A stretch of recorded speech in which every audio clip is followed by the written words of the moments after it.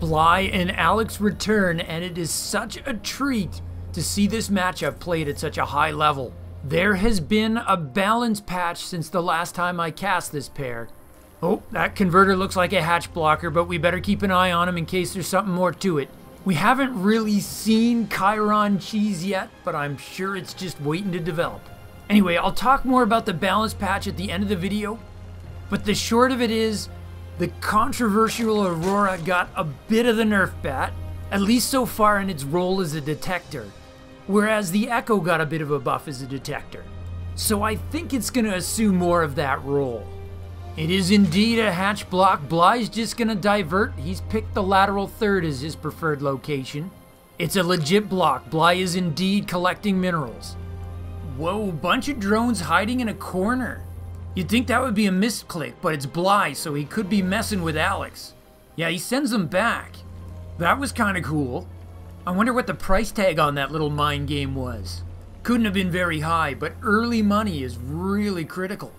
Alex, our Keiron player, is saved up for a second Citadel. He puts that down at his natural. And here comes Bly's extractor pool. Better do some intros.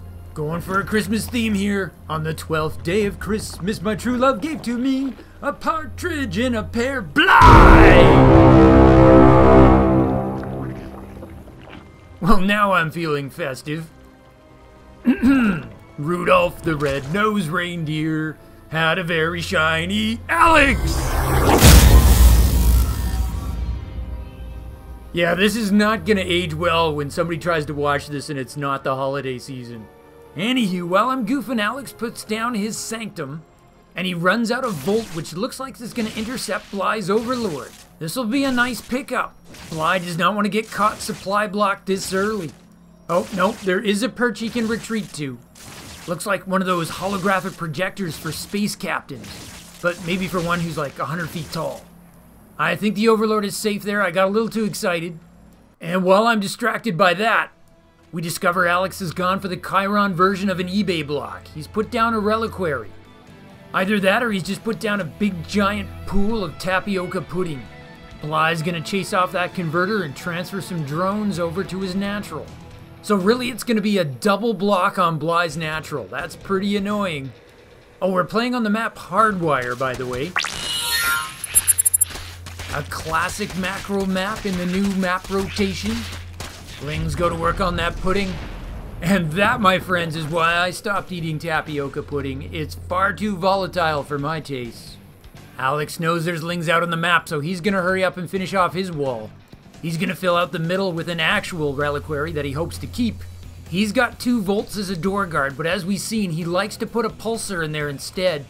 I love that, and I think it's a thing that all Keiron players are gonna copy. Hold that thought, we've got a conduit coming up. That's the basic air tech structure. It's gonna let him unlock the Echo. Bly looks at the wall and decides not to give it a go. And there's that pulsar filling in the door. It's just so beefy, the Lings have trouble busting it down. And as we've seen, it does splash to all the Lings trying to break in. Bly's gonna realize it's time to progress to a Roach Warren, though his Ling speed's about to complete, and that's gonna give him even more map control. In the previous matches we cast of these players, Alex went for the outlet. This time he's gone for the conduit. It's still generating a charge, but once it completes, we might see an Echo. Though it's possible he just built it so he could tech up to other structures. Oh, Bly starts his lair tech. He's doing that before Evo Chamber. Here comes the Echo. One of the big changes with the Echo is it no longer has melee range. It's not quite as fast, but it's still super fast, and it has a range of 3. And as Alex is trying to demonstrate, it's a very effective Overlord hunter. It's almost analogous to a Protoss player building an early Phoenix. If you can get that supply block, which Alex just did, you can slow down your Zerg opponent. And it's not just a supply block. You also cut down your opponent's network of vision. Bly's gonna have to retreat all of his Overlords into the range of his Queens. And researching Overlord speed isn't gonna help him either. The Echo can still catch him. I mean, look at this. This hardly seems sporting. It's like he's shooting an air cow. Where's PETA when you need him? Or should I say, Pet Z? People for the ethical treatment of Zerg. Okay, so the lair is gonna complete, and Bly's, yes, gonna use that to start up Roach speed. No actual roaches just yet, as he's making a huge round of drones. And he just made a bunch of overlords to deal with his supply issues. So other than overlord hunting, the Echo can't harass because it can't shoot ground. Meanwhile, Alex is going to get himself a second edifice and hold the phone. Double Empyrean. These guys build the charges for paradoxes and harbingers. You might recall if we go one patch back, they dropped the gas cost of the Empyrean by 50. So I think we're seeing Alex change his game plan to the recent balance changes. The cost of Auroras went up, Empyreans went down. I assume he's making harbingers, but I'll be pretty excited if he's actually going to make some paradoxes too.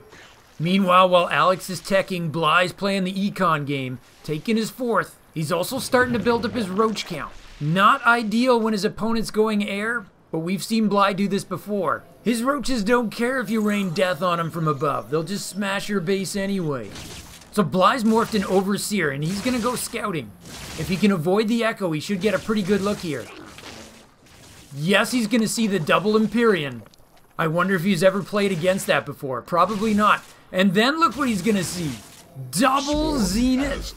That's the ultimate air structure. That's going to unlock Paragons. So Alex is going for a big-time air commitment here. Oh, I really agree with what Bly's doing. He's saying, I got to hit him now. His opponents dumped all his money into tech structures and not into units.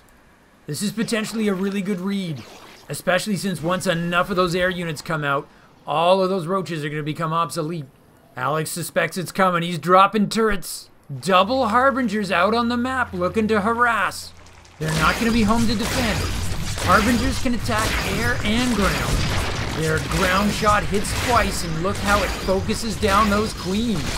Bly looks for revenge as he looks to cut down the front gate. His roaches squeezing through. There's two more Harbinger there to defend. And the original two are pulling back. Those roaches are doomed. It's all about how much damage they can get done before they die. This is also very Klingon. We who are about to die salute you. Oh, and then the three last ones go and flee. Hey, I'm trying to build some mood here. Some bugs just don't understand the concept of a noble suicide mission. So Alex is going to send his original two Harbingers back to harass. They can definitely one-shot a drone, and they can also attack overlords. But Bly's already got his Hydralisk den done. He must have started that the second he saw the Keiron air structures. Here I am, focused on his roaches, while Bly's gone to work on the real tech solution. And the net result is Bly has a 7-worker lead. Alex is just getting his third now. He's mining significantly less, but he does have some great tech. Oh, Bly has a Spire, and he's gonna start Hive Tech because he already has an infestation pit. While he was handling that roach assault, he was macroing like a boss. Zerg is getting Hydra speed, and he's making a single swarm host. You don't usually see that. They're usually made in big packs. Bly's just finishing his Evo chamber now. He has no numeric upgrades. Alex has started his +1 armor for his biological units. That's going to help out his pariahs. He's pairing that with the Exalted Shields upgrade, also for his pariahs. Always good to give your outcasts some love. Bly's up to 14 Hydras now. He's got the bigger army. There's that lone single swarm host making his way across the map, an unusual scout. Alex has 5 Harbingers. That's some serious DPS. And speaking of DPS, Hydra speed's going to finish, and he's going to start a +1 ranged attack. And he's gonna get Groove Spines. There's no doubt what unit Bly's focusing on. This is, without a doubt, the smallest swarm host attack I've ever seen. I can't decide if it was made as an accident or if it's just really savvy. Cause it's kinda working, just not on the scale that we're used to. But the real fight is the Hydras versus the Harbingers. Bly is definitely getting depopulated, but Alex's army's been reduced as well. So there's a Paragon in there now. If you add up its shields and armor, that thing has 550 health. That's the equivalent of about 6 Hydras right there. I mean, the stats say Bly has the bigger army, but it sure doesn't feel that way. That swarm host got 5 converter kills. Not bad for a misclick. Alex is gonna pull back. He's got a couple paradoxes in there too, eh? Following from behind. That's a spellcaster unit we haven't seen very much of. And speaking of spellcasters, Bly's getting Vipers. Alex starts to take a 4th. That's going to put him on even basis if he actually gets it. Grooved Spines are going to complete. The Hydras are going to have that extra +1 range. It doesn't sound like much, but it makes a difference. Alex starts up +1 mechanical weapons. That's gonna help out all his air units. Oh, the swarm host got off another wave. He's like MVP, man. Oh, the locusts fly over the turret and get by the pariahs. Oh, but Alex is gonna shut down Bly's would-be expansion. Bly gets the cancel. I love how he's got those pariahs on the ground to balance this out. They can really soak hits from those high... Holy! That's the Paradox Prison spell. I never thought I'd get to see that used in a game. Enemy units get stuck inside. They can still attack. It looks really cool, I gotta say. The energy cost of 100 is high and the duration's really short, but boy does it look awesome. It probably does freak out damage to your opponent. Meanwhile, we have the equivalent of the Zealot run-by. The Pariah run-by, and believe me, nobody wants pariahs visiting them. They don't really hit as hard as the Zealot, but as Alex just demonstrated, that projection ability means they can escape a lot better than a Zealot can. Oh, Alex has finally had enough of that swarm host. He swings his whole army over to deal with it. It's got 9 kills on it. I think it's safe to say Bly got his money's worth. Bly's looking good here, but I just don't know how he's gonna deal with that air army. I'm still happy that Alex fired off those prison spells. I'm gonna have to do a unit analysis video to really talk about the Paradox. I feel like that spell's really situational. If you could use it to block a ramp, it could be kind of like a sentry force field. Except even better since allied units can move in and out of it. But the problem is, enemies can still shoot. Anywho, Bly is hunting down those pariahs. He's got Hydra speed plus a creep highway, so those Hydras can really book it. I just don't think those Harbingers care how fast the Hydras are. +1 mechanical's about to finish, +2 biological. It's such a different way of thinking about your upgrades. It really takes some getting used to. You've got mechanical units on the ground, you've got mechanical units in the air. You've even got units that are both biological and mechanical. These lings are all just jealous of the pariahs. They're like, hey, we're the original run-by unit. But Bly was crafty there. He split his lings. I don't think Alex noticed that. And a couple of banelings are gonna finish.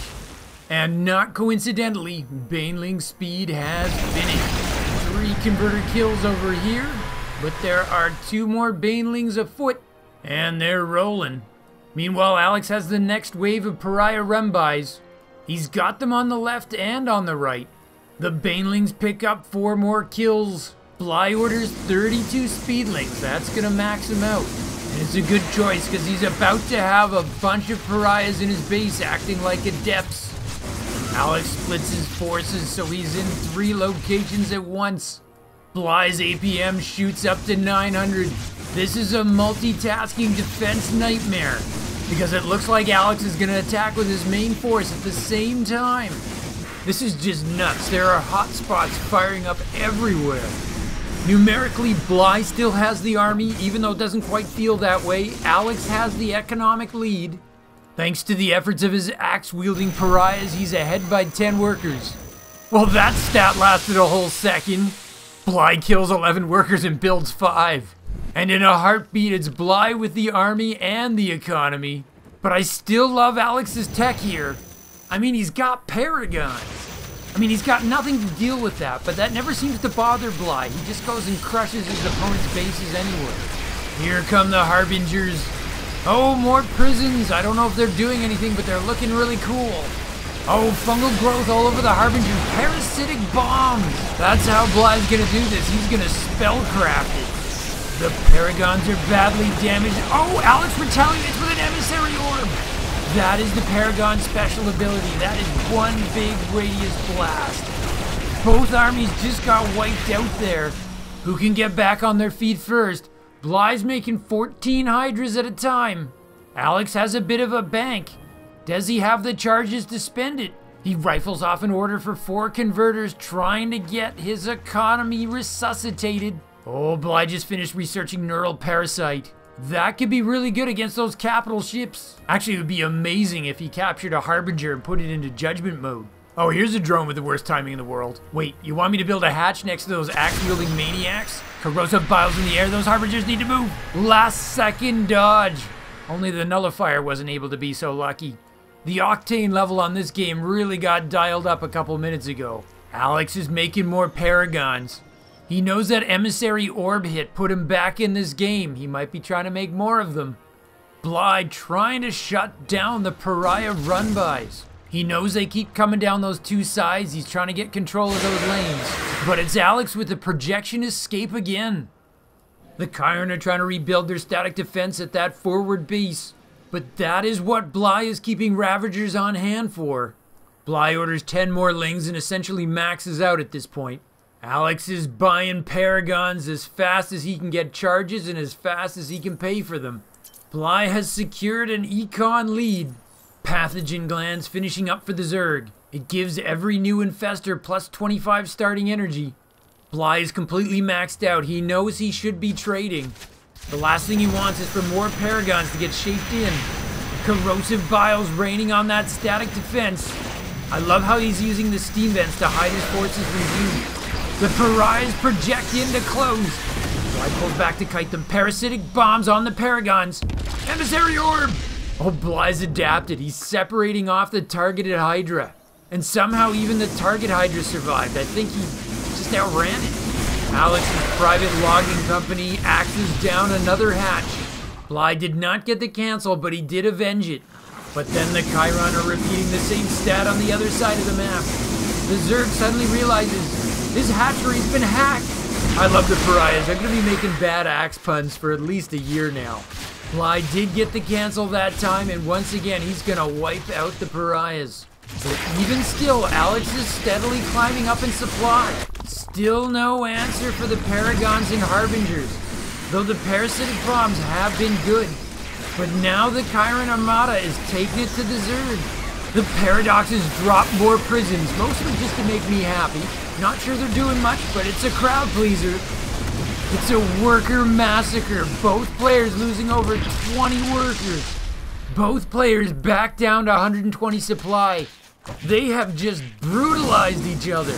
They badly need a peace accord. They need a negotiator to make this happen. Who can provide professional mediation services? Because this battle is going nowhere. We have not hit the Crimson Zone 500 death mark yet, but we are getting close. Bly working hard to clean up the pariahs in his base, but they are just like weeds that keep popping up everywhere. Alex is operating it like a whack-a-mole game. Oh, it's a Harbinger caught in judgment mode. It's too slow to get away. That must have been a minor misclick by Alex. He had no reason to have that unit in judgment mode. 12 more pariahs shaping in. Bly's gonna need some Tylenol. He's been getting whacked by axes for about 10 minutes straight. And they're about to get their +3 attack. After his last murderous rampage of Zerg's workers, Alex does have a slight economic lead once more. Bly continues to have that army lead, but it doesn't always feel like it. You might notice that the Infestor slime trails are the same color as the Keiron death splatters. Coincidence? Or is there some kind of weird connection there? I'll have my team of dedicated researchers look into that. Oh, a worker pull saves Alex on that one. Bly ordering 20 more Lings. No doubt they're gonna grow up to be Banelings. You know, if we had more educational programs for young Zerglings, maybe they wouldn't turn to a life of explosion. We gotta start looking for the root causes, people. Once again, Bly trying an ambush through the sight blockers. It's letting him get his infestors in close. Scratch that, it's gonna be Vipers. Going for the abducts on the Paradoxes, he gets one. Stop putting us in temporary prison. Alex is moving forward with the Paragons. Does he have emissary orbs ready? It's got an energy cost. Oh man, can they shoot those Vipers. The Paragon's air weapon has a range of 10. Fungal growths on the Harbingers. The infestors are out. Oh, and they're using the neural parasites. Tons of neurals lying everywhere. I think he just got the whole army. He did. Bly got every single unit. It's GG as they blow up with parasitic bombs. Well, that was a spectacular finish.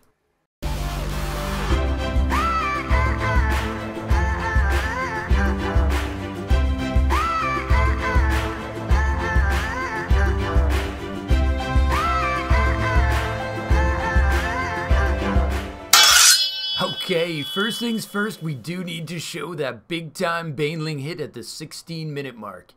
Bly cleans out Alex's third. Now, don't judge me too harshly for having missed this. While this carnage is going on, there's a whopper of a battle happening to the south. It's a testament to this game just how colorful the minimap was. But yeah, 20 converters turning into green goo is pretty notable. Anyway, here's where I had the camera at the time. I wanted to see those paradox dropping those prisms. That is something you don't get to see every day.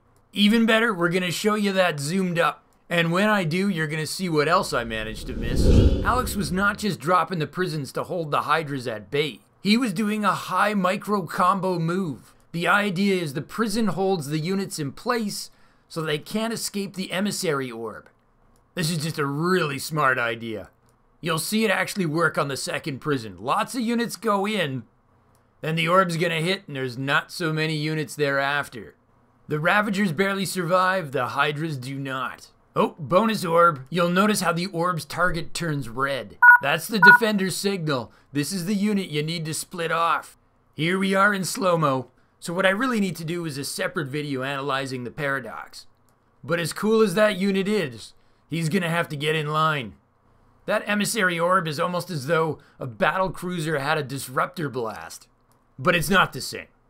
Anywho, what I did promise to do in this video was outline what happened to the Aurora.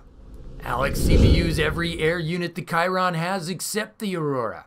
So permit me to cheat a little bit here and use some footage from a prior game between these two players where the Aurora was used extensively. So with the most recent patch, the Aurora was impacted really in 3 ways. First was directly. The price went up. The mineral cost went up from 125 to 150. Next of all though, and this was big for me, the Emanator cooldown increased to 68, up from 45. That's a huge change. That means unless your Aurora is really long-lived, you're probably going to get a lot less of those glowing sight balls throughout the game. I really like this because in my view, the Aurora is just too great a combat unit to also be an awesome detector. The second way the Aurora got the nerf bat is that the outlet, the building that makes the Aurora, also was affected. The unit charge time increased to 40 seconds, up from 36. That's the Keiron equivalent of saying the Aurora's build time went up 4 seconds. That also affects another unit called the Aperture, but I think we know who the target really was here. The third and final way that the Aurora was impacted was indirectly. The Echo was made a better detector. The Echo is that fast little air-to-air fighter, which if you remember, transforms into a stationary glowing ball, which then acts as a detector. They cut the transformation time in half, and that makes it a lot easier to run the Echo around, clear out creep, or chase after DTs, etc. Lots of other changes to the Echo as well, but that's a story for another time. I think the Echo is going to be a really interesting unit as the meta progresses. Anyway, I've got some cool Keiron-y type stuff planned for the near future, so if that floats your boat, you might want to think about subscribing so you don't miss it. Oh, but before we go, we have to show those Knurls that won the game for Bly. This final fight had fungals, parasitic bombs, and Knurls, all at the same time. The level of practice and talent required, I can't even fathom. So let me just say, from my base to yours, Zugzwang out. To continue your Starcraft journey, Nova advises you to click the video in the upper rectangle. But Kerrigan warns you to watch your 6 and click the video in the bottom rectangle. Or you can stimpack your Starcraft experience. Subscribe to Zugzwang Starcraft. Just hit the circle. From my base to yours, Zugzwang out.